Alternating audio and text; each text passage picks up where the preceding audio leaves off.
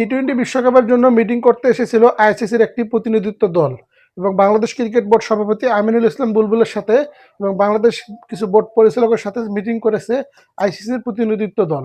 Meeting শেষে Bangladesh cricket board সভাপতি আমিনুল ইসলাম বুলবুল সাহেব জানিয়েছেন যে আমরা তাদেরকে একটা প্রস্তাব দিয়েছি যে বাংলাদেশ যে গ্রুপে রয়েছে এই গ্রুপ থেকে বাংলাদেশ বি গ্রুপে যাবে, বাংলাদেশ সি গ্রুপে আছে, সি থেকে বি গ্রুপে যাবে এবং বি গ্রুপে বাংলাদেশের বদলি হিসেবে আয়ারল্যান্ডকে চেয়েছে তারা, কারণ এই জায়গাটায় অস্ট্রেলিয়াকে দেওয়া কোনোভাবে পসিবল নয়, আইসিসি জানিয়ে দিয়েছেন।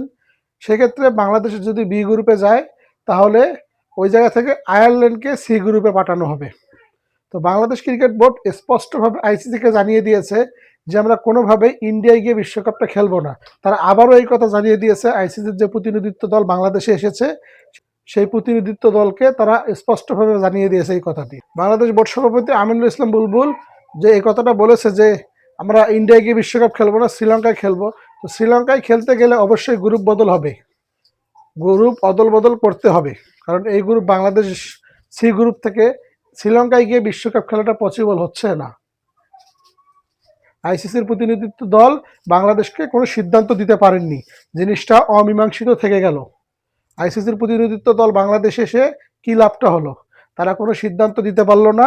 আইসিসির ক্রিকেট কাউন্সিলরের কাছ থেকে যদি ডিসিশন আসে তারপরে কোনো একটা ফয়সালা হবে, তার আগে কোনো সিদ্ধান্ত নিতে পারেননি। যে প্রতিনিধিত্ব দল তারা এসেছে বাংলাদেশ ভিজিট করতে, তারা আলোচনা করতে, তারা মিটিং করতে, তারা স্পষ্টভাবে কিছু জানান দিতে পারলো না বাংলাদেশ ক্রিকেট বোর্ড সভাপতির কাছে, এবং এই বিষয়টা নিয়ে অমীমাংসিত থেকে গেল সব কিছু।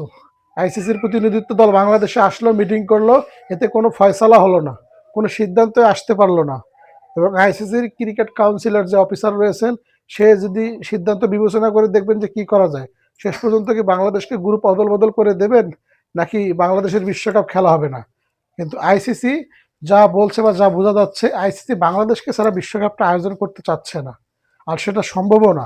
একটা পূর্ণ সদস্য দলকে বাদ দিয়ে বিশ্বকাপ আয়োজন করা কখনো সম্ভব না।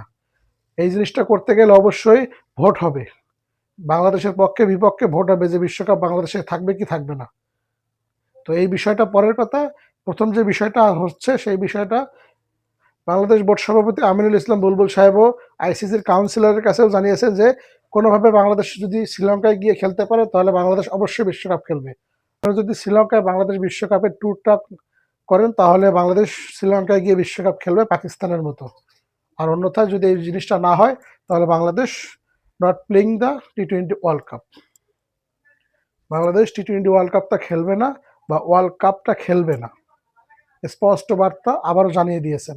তো আইসিসির যে প্রতিনিধি এসেছে বাংলাদেশে, মিটিং শেষে এইসব আলোচনা হয়েছে, তেমন কোনো সিদ্ধান্তে আসতে পারেননি প্রতিনিধিত্ব দলেরা। বাংলাদেশ বোর্ড সভাপতি স্পষ্টভাবে জানিয়ে দিয়েছেন যে আমরা আমাদের সিদ্ধান্তের প্রতি অনড় থাকবো, আমরা সিদ্ধান্তের বাইরে কোনো কিছু হবে না, আমরা যা বলেছি শুরু থেকে তাই, আমরা ইন্ডিয়ায় গিয়ে বিশ্বকাপটা খেলবো না। তো সব কিছু জায়গায় থাকলো, আইসিসির প্রতিনিধিরা এসেও কিছু হলো না, সব কিছুই অমীমাংসিত থাকলো। গত 2-3 সপ্তাহ ধরে, দুই সপ্তাহ বেশি হবে এই বিষয়টা নিয়ে আলোচনা হচ্ছে, এখনো পর্যন্ত তারা সিদ্ধান্ত দিতে পারেননি। আগামী 7 তারিখে বাংলাদেশের বিশ্বকাপ ম্যাচ রয়েছে, এখনো ভেন্যু নির্ধারণ করা হয়নি। বাংলাদেশ আদৌ বিশ্বকাপটা খেলবে কিনা এটাও নির্ধারণ করতে পারেননি আইসিসি। তো আইসিসি কি করছে তারাই ভালো জানে।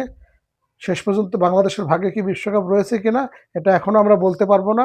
আইসিসির কাউন্সিলর কি জানাতে আইসিসির কাউন্সিলর শেষ পর্যন্ত কি জানায় এটাই দেখার আশা।